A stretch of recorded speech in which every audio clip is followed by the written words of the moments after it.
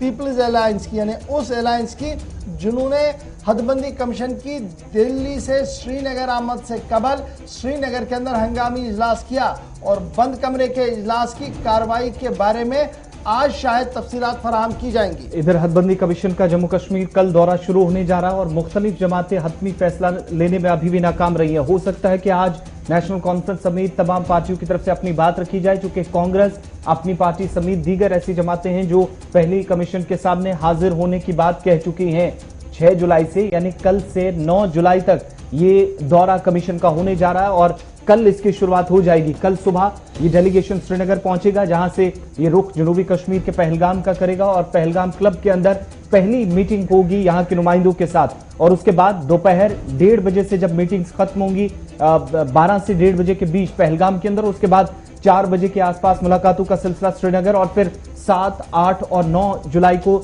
यह सिलसिला मीटिंग्स का जम्मू के अंदर चलेगा। लेकिन बड़ी बात, इस कमीशन से पहले श्रीनगर के अंदर हलचल काफी ज्यादा रही। पिछले 24 घंटों के दौरान पीपल्स डेमोक्रेटिक पार्टी ने अपना इजलास बुलाया, दूसरी तरफ डॉक्टर फारूक अब्दुल्ला की सदारत में नेशनल कॉन्फ्रेंस की मीटिंग मुनक्किद हुई और इस मीटिंग में शिरकत करने या ना करने के हवाले से तस्वीर जो है वो तकरीबन आज हो सकता है कि साफ हो पाए। लेकिन जम्मू के अंदर भी सरगर्मियां तेज हुई हैं, जहां पर बीजेपी और दीगर जमातों की तरफ से भी पहले ही रिजर्वेशन का मामला जरूर उठाया गया है, लेकिन हदबंदी कमीशन इससे पहले कि अपनी रिपोर्ट सरकार को दे, यह आखिरी मौका मुख्तलिफ जमातों के पास जम्मू और कश्मीर की, जिनमें इलाकाई जमातें भी हैं, वो आज हो सकता है कि अपना हतमी फैसला कुछ ले और इस मीटिंग में कल वो शिरकत करेंगी। कमीशन के सामने पेश होने के मुतालिक जानकारी आज दे सकती हैं। चलिए सीधा श्रीनगर चलते हैं। कश्मीर ब्यूरो चीफ हिलाल हंजूरी हमारे साथ हैं। हिलाल, दौरे को तकरीबन 12 से 15 घंटे बाकी रहे जब कमीशन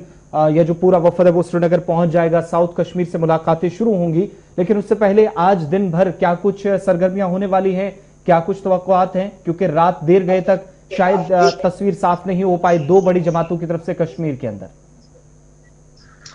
देखिए, कल का पीएचडी का इजलास मुनक्किद होना ही ये जाहिर कर रहा है कि दोनों जमातों पर, जिसमें नेशनल कॉन्फ्रेंस और पीडीपी बड़ी जमातों के तौर पर कश्मीर के अंदर अभी मौजूद हैं, इन पर एक प्रेशर इस लिहाज से है कि क्या वो इस कमीशन का हिस्सा बनेंगे, इसमें मेंबरान जो है वो बनने हैं तो उसमें वो शामिल हो जाएंगे कि नहीं हो जाएंगे। क्योंकि दबाव इस वजह से है कि एक तरफ गवर्नमेंट ऑफ इंडिया का प्रेशर है और दूसरी जानिब से पब्लिक का भी प्रेशर है, क्योंकि यही जमातें कल तक ये कहती थी कि अगर वो इस कमीशन का हिस्सा बनते हैं तो वो वायलेशन करते हैं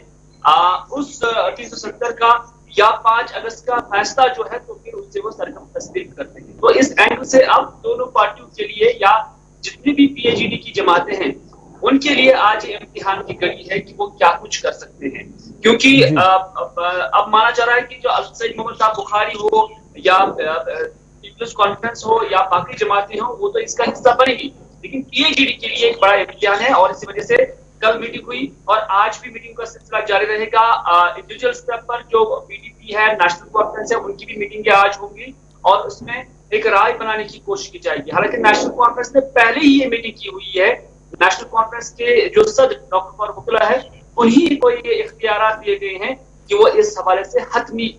जो फैसला है वो ले। आपको याद होगा उमर अब्दुल्ला ने हमारे साथ खुसूसी बातचीत के जरिए भी इस बात का एतराफ किया है कि पार्टी के अंदर कुछ लीडरान ऐसे थे जो उस फैसले के साथ नहीं थे जिसमें कहा गया था कि वो डिलिमिटेशन का हिस्सा नहीं बनेंगे, और यही वजह है कि 2 बार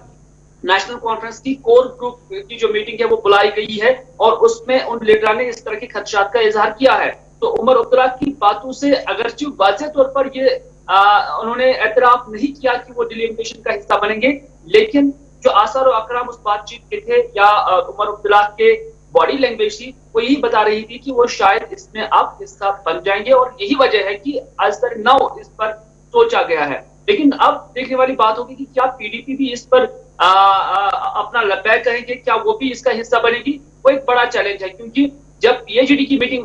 बुलाई गई है तो अब सभी की नजरें पीएचडी की तरफ ही हैं कि क्या वहां पर हुआ है। लेकिन हमारे जराये के मुताबिक जो कल बातचीत हुई है तो उसमें महबूबा मुफ्ती ने यही बात एक बार फिर से कही है कि जिस तरह से लोगों के एहसासात की या जज्बात की या मसाइल की तर्जुमानी कर लेनी चाहिए थी, उस नवियत से उस मीटिंग के अंदर, आल पार्टी मीटिंग के अंदर उनकी तर्जुमानी नहीं हो पाई है। काफी नाराजगी जो है वो पाई जा रही है। ठीक है जी, अब ये तो आप कह रहे हैं कि किस तरीके की सूरत हाल है तैयारियां ऑफिशियलों ने भी की हैं, अपना ब्रीफ वो देंगे,